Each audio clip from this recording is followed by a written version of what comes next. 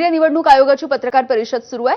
Doctor Vivek Joshi, election commission of India के उच्च अधिकारी, Shri Manish Garg ji, senior deputy election commissioner, Shri Sanjay Kumar, deputy election commissioner, Shri Vijay Kumar Pandey, DDG law और अन्य इलेक्शन कमीशन के ऑफिशियल्स जो हमारे साथ हैं।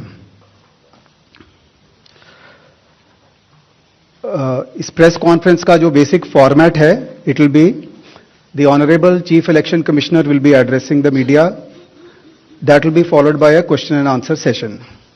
Questions will be generally taken in groups of 5 and the honorable CEC would be answering them in one go. So you are requested that whenever you want to ask a question, kindly wait for your turn. There will be a micer who will be approaching you.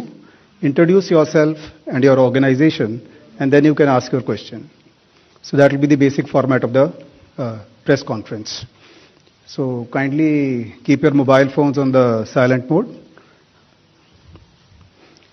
Sir.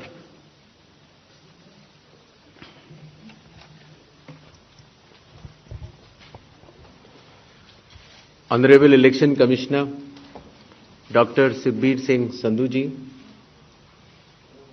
Honorable Election Commissioner Dr. Vivek Joshi ji,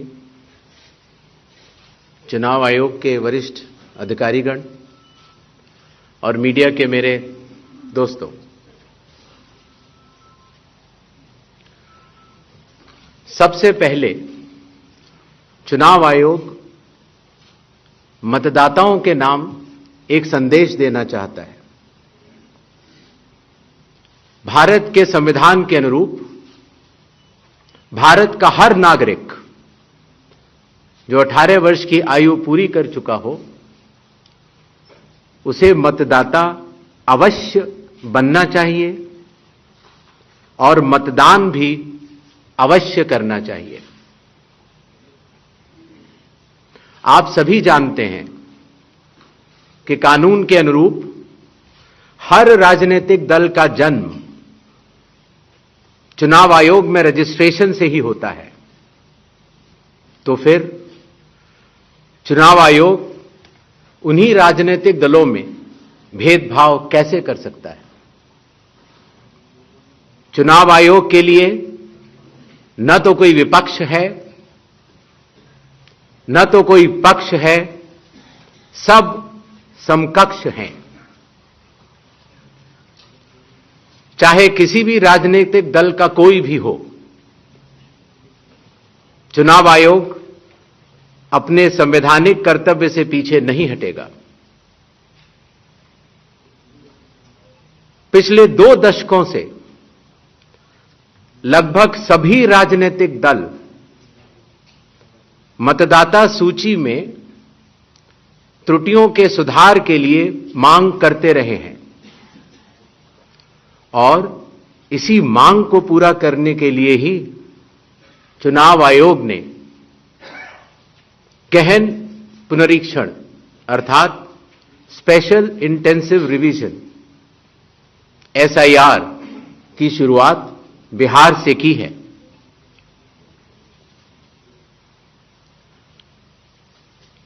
SIR की प्रक्रिया में सभी मतदाता, booth level officers और सभी राजनीतिक दलों द्वारा नामित 1.6 लाख BLAs ने मिलकर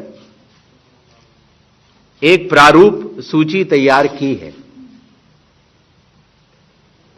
इस प्रारूप सूची की एक कॉपी आप सभी लोगों को दी गई है, जिसमें कि हर बूथ में जब यह प्रारूप सूची तैयार की जा रही थी तो सभी राजनीतिक दलों के बूथ लेवल एजेंट्स ने उसे हस्ताक्षर के साथ भी सत्यापित किया है। इस प्रारूप सूची में त्रुटियां हटाने के लिए एक बार फिर निर्धारित समय परिधि में सभी मतदाता और राजनीतिक दल मिलकर अपना बहुमूल्य योगदान दे रहे हैं। विगत आंकड़ों के अनुसार स्वयं मतदाताओं ने लगभग 28,370 ऐसे क्लेम्स एंड ऑब्जेक्शंस दिए हैं और जो मतदाता 1 जुलाई को 18 वर्ष की आयु पूरी कर चुके हैं या 1 अक्टूबर को 18 वर्ष की आयु पूरे करने वाले हैं, ऐसे 1,03,703 मतदाताओं ने भी अपना आवेदन फॉर्म 6 और डिक्लेरेशन के साथ किया है।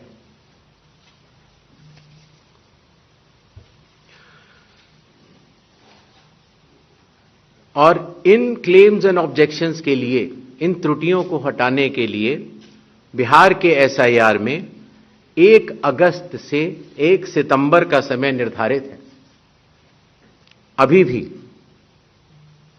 15 दिन का समय बाकी है। चुनाव आयोग सभी राजनीतिक दलों को उनके द्वारा नामित बूथ लेवल एजेंट्स को,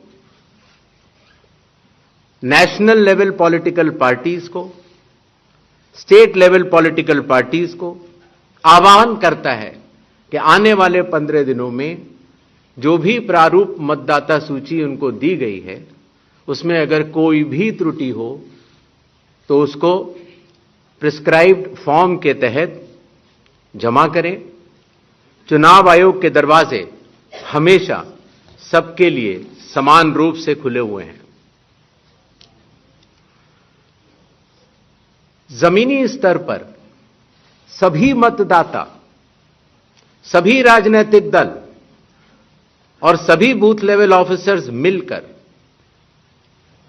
एक पारदर्शी तरीके से कार्य कर रहे हैं, सत्यापित भी कर रहे हैं, हस्ताक्षर भी कर रहे हैं और वीडियो टेस्टिमोनियल्स भी दे रहे हैं। यह एक गंभीर चिंता का विषय है कि राजनीतिक दलों के जिला अध्यक्षों और उनके द्वारा नामित बीएलएस के ये सत्यापित दस्तावेज, टेस्टिमोनियल्स, उनकी आवाज उनके स्वयं के राज्य स्तर के या राष्ट्रीय स्तर के नेताओं तक या तो पहुंच नहीं पा रही है और या फिर जमीनी सच को नजरअंदाज करते हुए भ्रम फैलाने की कोशिश की जा रही है। सत्य तो यह है कि कदम से कदम मिलाकर सभी स्टेक होल्डर्स बिहार के एसआईआर को पूर्ण रूप से सफल बनाने के लिए कटिबद्ध हैं, प्रयत्न कर रहे हैं और कठिन परिश्रम कर रहे हैं। जब बिहार के 7 करोड़ से भी अधिक मतदाता चुनाव आयोग के साथ खड़े हैं तो न तो चुनाव आयोग की साख पर कोई प्रश्न चिन्ह खड़ा हो सकता है और न ही मतदाताओं की साख पर। कानून के अनुसार अगर समय रहते मतदाता सूचियों में त्रुटियां साझा न की जाएं, मतदाता द्वारा अपना प्रत्याशी चुनने के 45 डेज के भीतर माननीय उच्च न्यायालय में चुनाव याचिका दायर न की जाए और फिर वोट चोरी जैसे गलत शब्दों का इस्तेमाल करके जनता को गुमराह करने का असफल प्रयास किया जाए तो यह भारत के संविधान का अपमान नहीं तो और क्या है। जहां तक कि मशीन रीडेबल मतदाता सूची का सवाल है, माननीय सुप्रीम कोर्ट 2019 में ही कह चुका है कि यह मतदाता की निजता का हनन हो सकता है। Voter privacy can be breached. हमने कुछ दिन पहले देखा कि कई मतदाताओं की फोटो उनकी अनुमति के बिना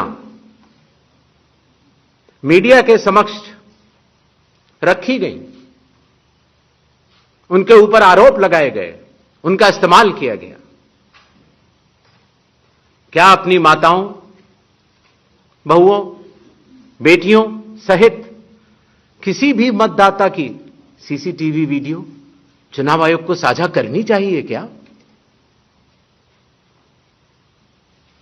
मतदाता सूची में जिसका नाम होता है वही अपने प्रत्याशी को चयनित करने के लिए वोट डालता है।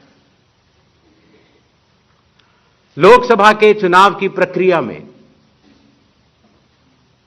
1 करोड़ से भी अधिक कर्मचारी,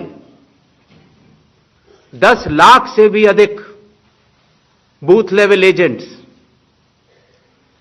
20 लाख से भी अधिक प्रत्याशियों के पोलिंग एजेंट्स चुनाव के लिए कार्य करते हैं। इतने सारे लोगों के समक्ष इतनी पारदर्शी प्रक्रिया में क्या कोई भी मतदाता वोट की चोरी कर सकता है? कुछ मतदाताओं द्वारा दोहरे मतदान के आरोप लगाए गए, सबूत मांगने पर जवाब नहीं मिला। ऐसे मिथ्या आरोपों से न तो चुनाव आयोग डरता है और न ही कोई मतदाता। जब चुनाव आयोग के कंधे पर बंदूक रखकर भारत के मतदाताओं को निशाना बनाकर राजनीति की जा रही हो, तो आज चुनाव आयोग सबको स्पष्ट करना चाहता है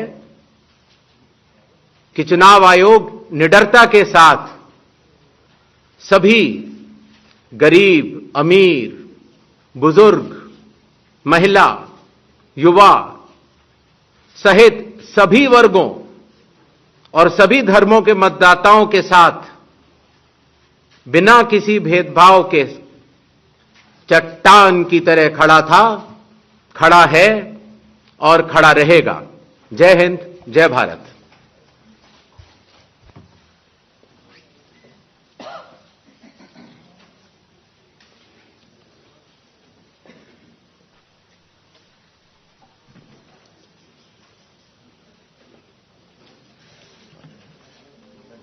आरोपांना आणि ज्या पद्धतीचे आरोप राहुल गांधी यांनी केलेले होते त्या कशालाही आम्ही घाबरत नाही असं म्हणत त्यांनी सध्या उत्तर देण्याचा हा प्रयत्न केलाय. Good evening. I am Prashant from Asianet news. Sir here. Prashant from Asianet News. As you know, after Rahul Gandhi's press conference, there are many issues coming up from different states, including states like Kerala. Will you initiate an inquiry into all these allegations which are coming from different states? Next, 5 questions. 22.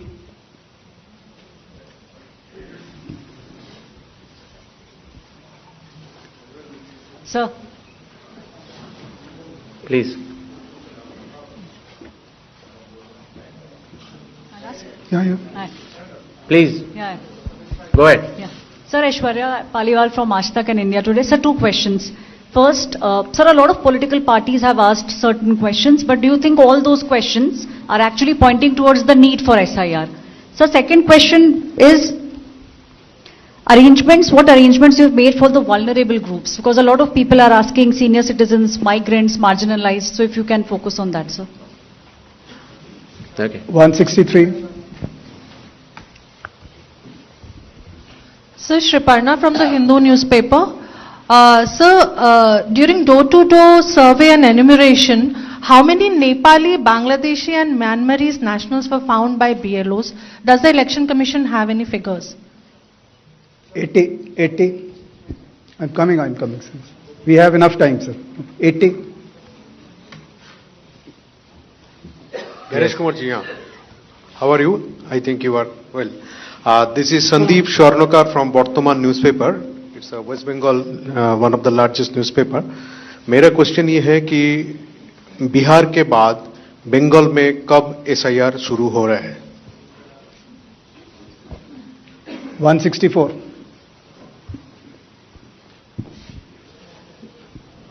Sir Neeraj हूं news 18 India से, network 18 से। हमारा सवाल है कि special summary revision सालाना तौर पे होता है हर साल, तो एसआईआर की जरूरत आपको कौन सा मतदाता सूची दोनों प्रक्रिया से अलग मिलेगा, हम ये जानना चाह रहे हैं। और एक सप्लीमेंट्री सवाल है इसी के साथ कि आपने कहा कि कुछ पॉलिटिकल पार्टीज के नेता भ्रम फैलाने की कोशिश कर रहे हैं।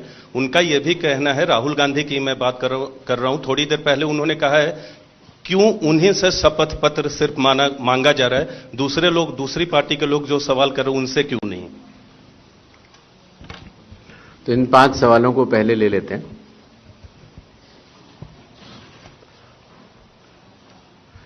हमारे सारे मीडिया बंधुओं के माध्यम से मैं देश के मतदाताओं को यह बतलाना चाहता हूं कि जब भी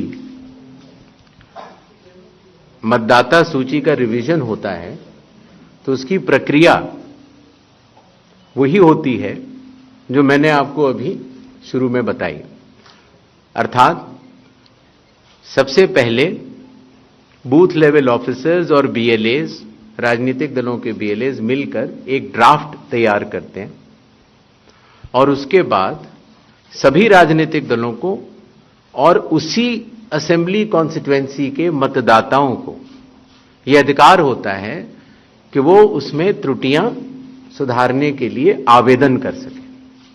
आवेदन 3 तरह के हो सकते हैं, या तो किसी का नाम छूट गया हो तो फॉर्म 6 होता है, या किसी का नाम गलत जुड़ गया हो या किसी और को जुड़वाना हो तो फॉर्म 7 होता है, और या कई बार उसमें विवरण गलत हो जाए, आपकी नाम की स्पेलिंग गलत हो जाए, फोटो गलत हो जाए, एड्रेस गलत हो जाए तो फॉर्म 8 होता है। तो ये क्लेम्स एंड ऑब्जेक्शंस का जो पीरियड होता है ये बहुत महत्वपूर्ण होता है और इसमें सभी राजनीतिक दलों की भागीदारी और मतदाताओं की भागीदारी भी आवश्यक होती है। जब ये सारे क्लेम्स एंड ऑब्जेक्शंस आ जाते हैं तो उसके बाद जो उस इलाके का एसडीएम होता है, जिसको कई जगहों पर इलेक्टोरल रजिस्ट्रेशन ऑफिसर भी बोलते हैं, जो कि स्टेट गवर्नमेंट का एक अधिकारी होता है, वो उस पर एक निर्णय लेता है और निर्णय करने के बाद एक अंतिम सूची का प्रकाशन करता है। ये प्रक्रिया में आपके माध्यम से सभी मतदाताओं को बताना चाहता हूं, जिससे कि उन्हें भी सनद रहे कि पूरी प्रक्रिया होती क्या है। तो एक बार जब एसडीएम की तरफ से अंतिम सूची प्रकाशित कर दी जाती है, और याद रहे कि प्रारूप अर्थात ड्राफ्ट सूची भी पॉलिटिकल पार्टी से शेयर की जाती है और अंतिम सूची भी पॉलिटिकल पार्टी से शेयर की जाती है, और आजकल चूंकि तकनीकी का जमाना है तो वेबसाइट पर भी इलेक्शन कमीशन की अवेलेबल होती है। इसके बाद भी अगर कोई भी त्रुटि रह जाए तो उस जिले के डीएम के पास एक अपील होती है, और अगर डीएम से भी उस त्रुटि का समाधान न निकले तो उसके ऊपर उस प्रदेश के चीफ इलेक्टोरल ऑफिसर के पास एक अपील होती है।